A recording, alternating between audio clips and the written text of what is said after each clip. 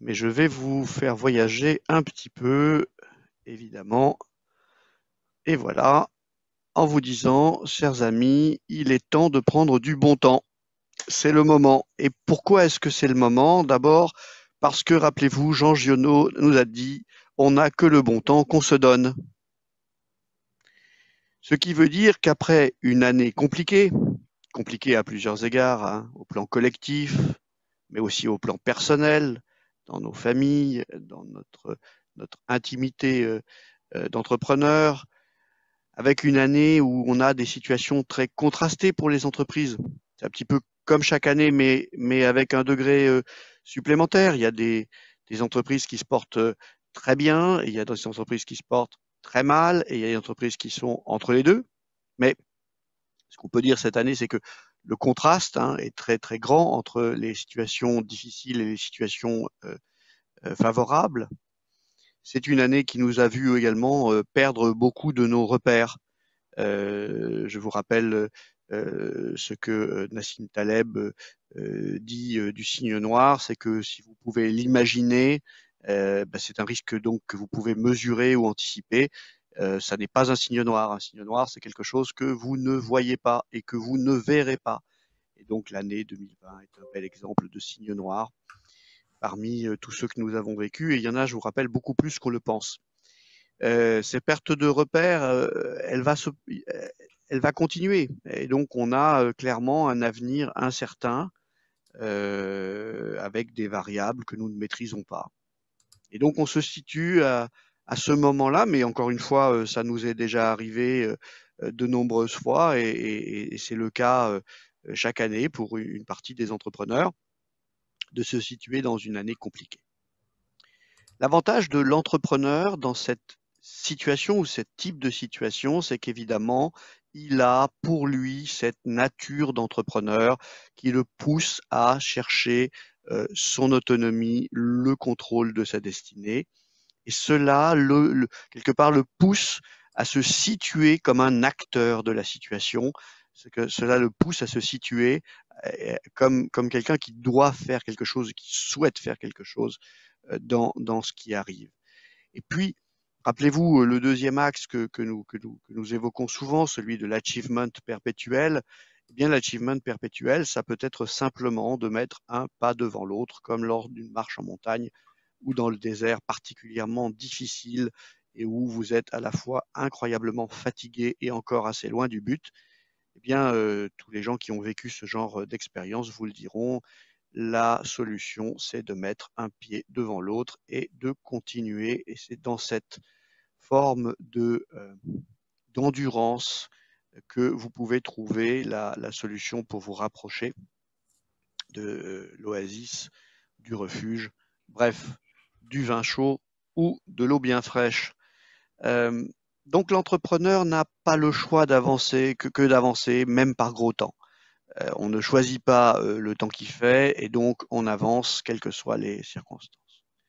Bien sûr, tout cela nous ramène parfois à des moments de solitude, cette solitude de l'entrepreneur que vous connaissez bien, que nous connaissons bien, et qui finalement peut amener dans certains moments à penser qu'on est le seul à vivre ce qu'on vit. Bien entendu, ce n'est pas vrai, et donc la solution, vous la connaissez absolument déjà, surtout chez nous, chez Melchior Chassagne et compagnie. Il y a 210 millions d'entrepreneurs dans le monde. Eh bien, allez en rencontrer quelques-uns, venez à l'un de nos séminaires, partagez des moments entre entrepreneurs, vous verrez que forcément cette solitude n'existe pas. Vous êtes nombreux et nombreuses à vivre la même chose. Donc, même si le temps est gros, eh bien, vous n'êtes pas seul. Alors, évidemment, dans des moments comme celui-là, on a tendance à se focaliser sur ce qu'on peut appeler les événements stresseurs. Et je vais vous emmener dans le travail de gens qu'on aime beaucoup, qui sont les équipes de l'Observatoire à Maroc, qui s'occupent de la santé de l'entrepreneur. Vous connaissez Olivier Torres, et si vous ne le connaissez pas, suivez-le. C'est quelqu'un que nous admirons beaucoup et que nous invitons régulièrement dans nos séminaires. Et donc, il a fait une liste Olivier et ses équipes, de tous les événements stresseurs. Alors ça va du manque de reconnaissance au dépôt de bilan, il y a une longue liste et je vous rassure, avant de vous montrer la liste, vous cochez tous plusieurs cases. Voilà la liste que vous pouvez voir. Et donc, elles sont classées de 1 à 5 et donc vous voyez que évidemment tout en haut on a le dépôt de bilan qui est l'un des facteurs les plus stressants, mais il y a aussi les problèmes de trésorerie, la baisse de l'activité commerciale, les mauvais résultats, les conflits, la surcharge de travail, la pression, les échecs, les impayés. Bon, une liste que nous connaissons tous et dans laquelle, si vous faites le travail, vous verrez que évidemment cette année vous a pas épargné, pas plus qu'une autre d'ailleurs. Vous avez coché plusieurs cases, bande de petits vénards. Il y a aussi les événements satisfacteurs. Et donc, là aussi, on va les regarder ensemble, même source, Observatoire à Maroc. Vous avez une longue liste d'événements qui donnent de la satisfaction. Et là, bonne nouvelle, vous cochez également plusieurs cases. Alors, celui qui m'a fait beaucoup sourire, c'est que les entrepreneurs considèrent une réponse positive de l'administration comme un événement satisfacteur, et je comprends bien sûr, mais aussi la réunion positive, le recrutement, les bons résultats, la création de nouvelles entreprises. Et vous voyez avec un score de 3,64 sur 5, la prise de vacances du dirigeant. Alors ça, c'est intéressant.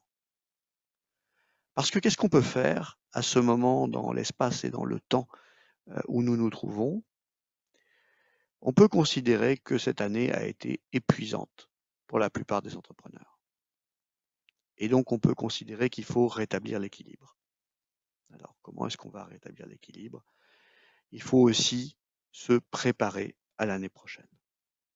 Le chemin de vie d'un entrepreneur, ça ne s'arrête pas à la fin de l'année pour repartir au début de l'année suivante. Le continuum, hein, il est là et donc il faut déjà regarder de l'avant. Ce qui veut dire que je vais vous proposer de prendre du bon temps et donc de commencer par débrancher. Débrancher, ça veut dire que même si vous sentez l'obligation de poursuivre jusqu'à la dernière minute de la dernière heure de cette année vos fonctions, c'est probablement une erreur. Parce qu'à un moment ou à un autre, vous devez prendre du temps pour vous, parce que personne ne le fera à votre place. Et pourquoi est-ce que personne ne le fera à votre place? C'est parce que, bien entendu, dans vos organisations, dans vos familles, dans la société tout entière, vous avez ce rôle de faire tourner le monde un petit peu mieux et que donc, du coup, tout le monde attend à ce que vous soyez à votre poste 24 heures sur 24, 7 jours sur 7, 52 semaines par an, puisque, bien sûr, le monde a besoin de mieux tourner. Et donc, vous avez une pression qu'il faut reconnaître de la société, de votre famille, de votre entreprise, qui consiste à ne jamais, jamais lâcher la barre. C'est une erreur. C'est une erreur. Et donc, il faut apprendre à débrancher. C'est le bon moment pour ça. Donc, je vous ai fait une série de prescriptions.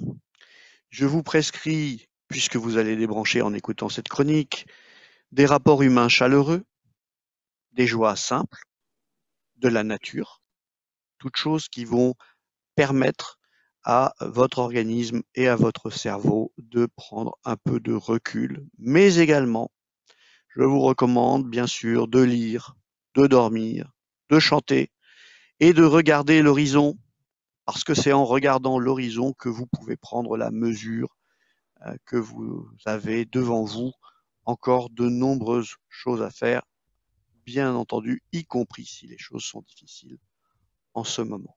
Et donc, pour conclure cette année un peu extraordinaire qui a vu notamment la naissance de ces chroniques, je serais heureux si vous pensez à nous envoyer dans quelques jours, quand vous êtes dans ce moment, cet état d'esprit ou ce lieu qui vous permet de vous ressourcer, de nous envoyer un petit selfie, un petit paysage, voire un enregistrement de votre voix, chantant une chanson pour optimiste, bien sûr, pour regarder l'avenir.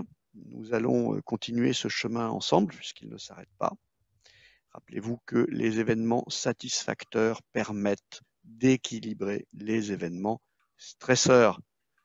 Voilà, chers amis, pour cette fin d'année, ce que je voulais partager avec vous.